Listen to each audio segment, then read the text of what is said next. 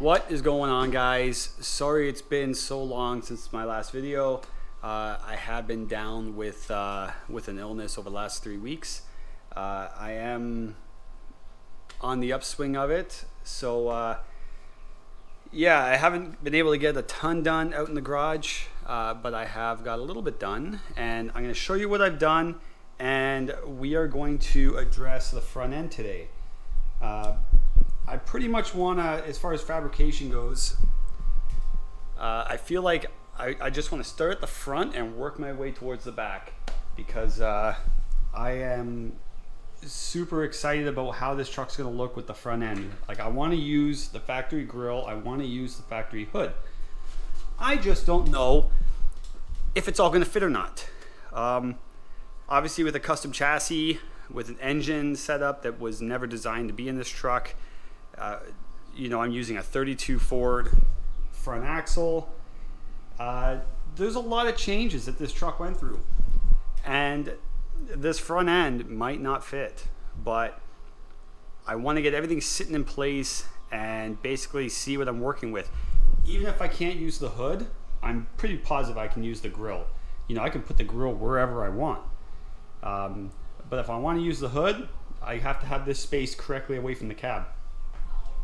Even with being under the weather, I have been able to get stuff done on the truck that's been kind of annoying me, because, you know, it's just little stuff that slows you down. Like, I notched out the frame for the steering linkage. You see down here, I did a bit of a relief here, and on the other side. So that gave me about an inch, and then I had another one of these 3/16 plates that I put in there just as a spacer. So now when I stand on it, it doesn't hit anymore. So I gained an inch with the relief cut I put in the frame. I boxed it in, welded it in, all that kind of stuff. And then I gained another 3/16 of an inch with that plate. I can easily put another thicker plate in there if I want to. I can put a 1/2 inch, 3/4 inch plate right in here. If I find that after getting everything else sitting on the front end, if I start to lose clearance here, or if I hit a bump and I hit, I can revisit this, you know, get some longer bolts, thicker plate, space it out, raise the front end up, you know, 1/2 inch, 3/4 inch, whatever it takes to not hit anymore. The other thing I did was I got my alternator mounted. I had to make a relief cut in the frame. I boxed it in, and what I used for that, the alternator, just an AC Delco. That is the GM part number. You see it there. I guess this alternator was used, it's a smaller alternator, used on like late 90s, early 2000s, I want to say like Buicks and minivans and stuff like that, where if you were to use like an LS, it's very similar to like the kind of alternator you would find on like a Camaro or Firebird and stuff like that, except the Camaros and Firebirds have an extra cast piece of aluminum that comes out for a rear mount, and I didn't know what kind of room I was going to have here, so this is basically the same alternator, just without that extra casting. It's like the most compact one I could find, and it works perfect with the ICT billet mounts. This is with a Corvette style drive setup. This is a Corvette style balancer, so the spacing, if you were to get a truck style, it'd be further out, therefore you would need a different relocation bracket that sets the alternator further forward. But this is a Corvette style because this is a Corvette style. And the alternator, they pretty much, all their brackets use the GM alternators like this. Or you can use the truck style off the LS's, but they're much larger. They're big and bulky ones that are usually sitting up here. I didn't want big and bulky. I need small and compact. So, the alternator bracket I went with, that is the number of that bracket. ICT billet has a lot of relocation brackets. You just have to find one that kind of fits with your build.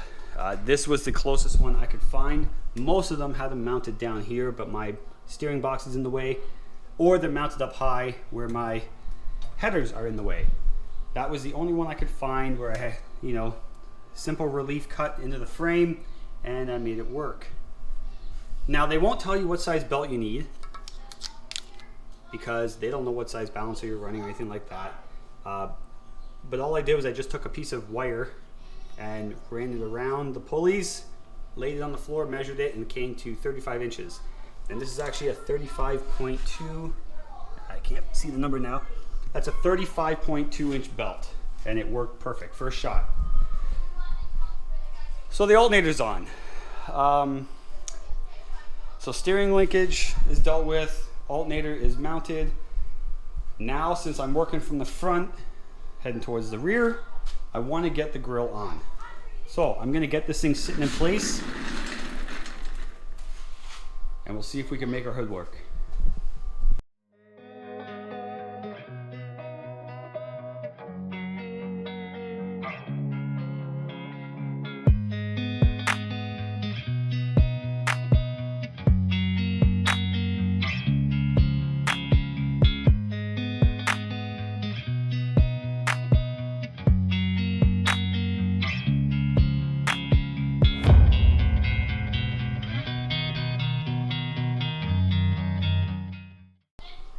Oh yeah, she fits.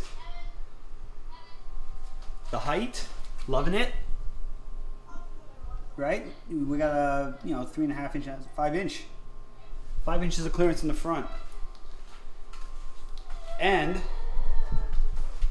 I've just been looking at it. When I was in my head, I was thinking I was going to run the hood, but not the sides. But now that I'm looking at it, I'm just going to sit down, admire it. I'm digging the sides. The way it swoops down, you can still see a lot of the engine bay.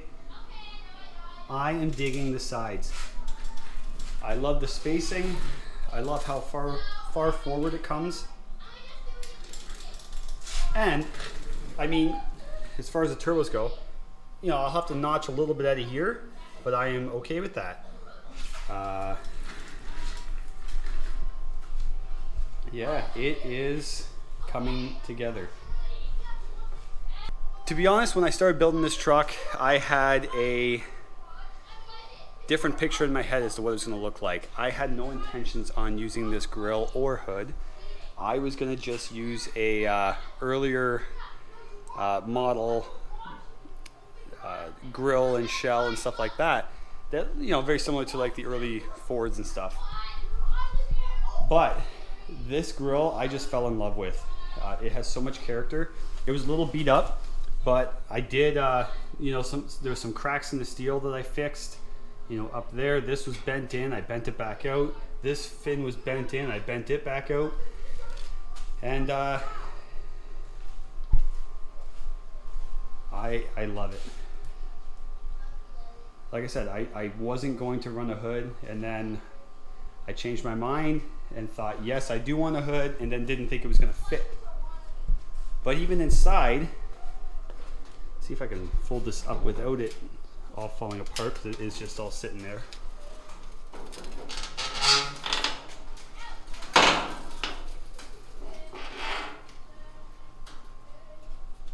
Still have tons of room. And you probably notice this thing is now turned backwards. I've just been playing with ideas as to how I'm going to run my intercooler. I might be going through the firewall now, because there isn't a ton of room up here. The rad support, I do want to keep the rad up front. The rad support, I can move it a bit here. So right now it's right against the leaf spring. I can swing the bottom out in order to fit the radiator. And I will have to think about something up here, because this is supposed to mount to this, but obviously if I'm swinging it back, that's not going to work. So I'll probably have to make some kind of a bracket up here. And then obviously I have to have some kind of a mounting point up here. I do need to bring something off the frame for the shocks, so it'll double as the mount for the front end, I feel. I'm pretty sure I can figure something out for that. But I mean, this would be pretty pretty neat, I think. Especially with a hood that opens like that. Like, that's just sick. All right, so the next day, I've had some time to think about how I'm gonna do my my mount down here. You know, I was playing with different scraps of steel and stuff. You know, like whether or not I should come up like this off the frame. It would have been nice to use some kind of round tubing to come out. If I had a tube bender, I was thinking I'd love to bend something up. But given the way this frame kind of just steps already anyway, what I'm thinking is I'm just gonna do something like this. Just use some 2x2. It'll step the same as it does back there. And I'll just round off the front and cap it. And then the shock, which I have sitting in place, these are the shock mounts that came with this front end kit. And, you know, I could still use these mounts coming off of this.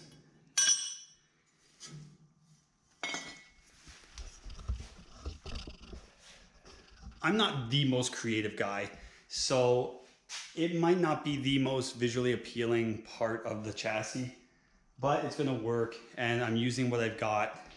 I don't have the benders and stuff to make really, really cool stuff. And, you know, at this point, I don't think it's gonna look terrible anyway. It kind of does tie in with the rest of the frame. And it's gonna do everything I need to do. It's gonna mount, it's gonna be able to take the shock, the rad support. It's gonna tie in with the rest of it, I feel. I put my cowl rubber on, and I had to buy one of these guys, which is just a hood hold down, just to kind of space everything properly. Like, basically I sat here for about an hour working with this front end, trying to get the fit a little better. I even got this handle working. See how it moves everything on the inside? So it'll actually close properly now. Right? All my gapping is a lot better. And like, to close the hoods, I can actually use those handles now to actually lock the hood down, which is good. But everything fits a lot nicer now.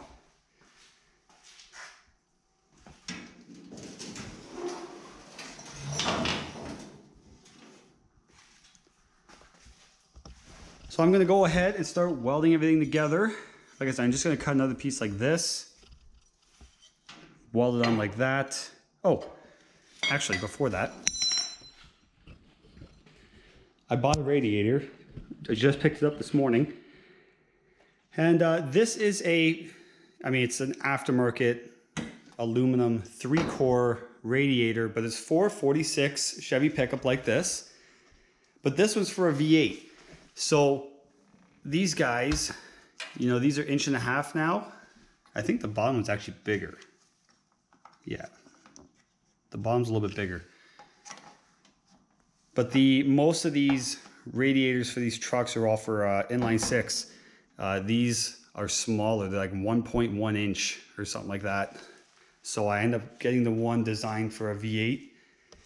And I want to set it in there, and I want to see if I'm going to have an issue with this bottom rad hose barb, because even if I swing that forward, I don't know how much room I have before it hits the leaf spring. I may have to get some aluminum fab work done up and bring this, cut this off and put a 90-degree elbow on there to bring the hose up and over or something. So I'm just gonna set it in there and we'll see what it looks like. So just as I thought, sure enough, the lower rad hose barb is right in front of the leaf spring. So even that's as far forward as I can push it. So I think some kind of a tight radius aluminum 90 will have to go well done. I'll have to cut that one off. Cut that bung right off and weld something tighter in there. You know, it's what you run into. Because obviously, you know, nothing was made to fit with itself, right?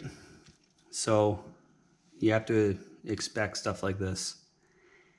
It just got too hot out here the other day to be working. It's, believe it or not, in Canada, it gets pretty hot in some places, and I'm in one of those places where it gets hot.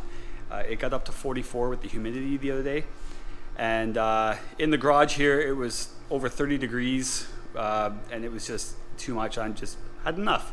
So I actually bought an air conditioner, just a portable one, and you know, I just have it venting out the window right now. I'll find a more permanent solution later, but we're down to 23 degrees in here now.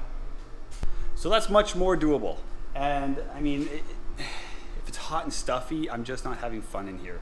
So sorry about the noise, but you're gonna have to bear with me for the rest of this video because you know, the air conditioner, even though it's a pretty quiet one, it still makes a bit of a humming sound. But yeah, even I'm getting fatter and it's easier to sweat, and I'm not turning it off because it's still hot out. This is much nicer to work in, but it gave me time to figure out what I'm going to do with the mounting of the front rad support and the shock, and I'm going to show you what I figured out. This is what I decided to do. I took a piece of 2-inch square tubing, put a 45-degree cut on the end, and then capped it, welded it, and took a flap disc to smooth it all out.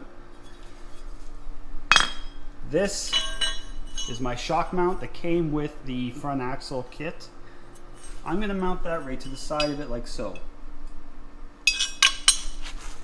And then I've got this little piece of angle iron that's going to attach to the top, and that's what the rad support's going to attach to.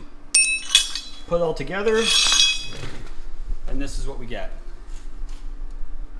So everything's just tacked in place, but there's the 2-inch tubing attached to the top of the frame, and then I try and get the bolt out. There we go. That is the shock mount. Everything's, like I said, it's tacked together right now. I'll take it all together later. And then this will just sit like that. And I can either use, I'm probably going to use that hole that's already in it. And that's how everything is going to come together.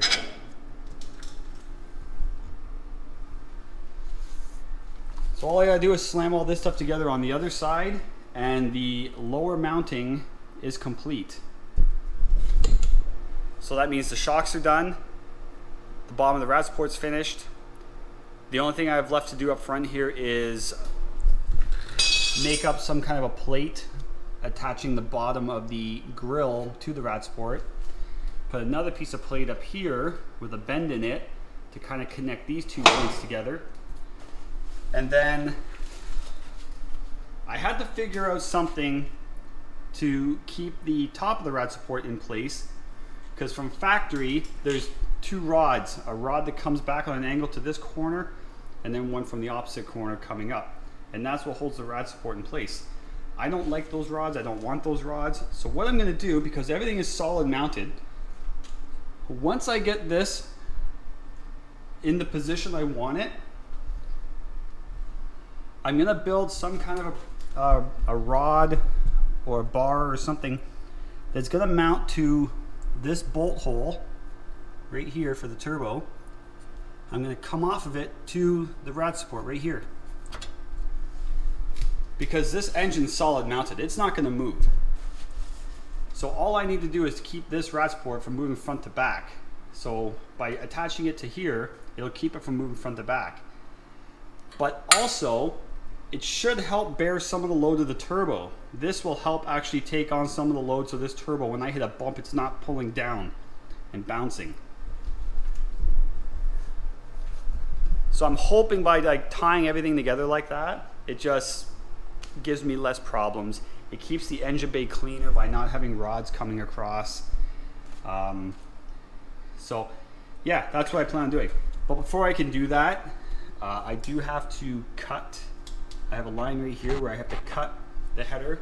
I also have to cut the header on the other side. And basically I'm cutting the end of this header off, and I'm going to weld a new V-band, which I think I had. I've got some spares. I'm just going to cut that off, weld this there, and that moves.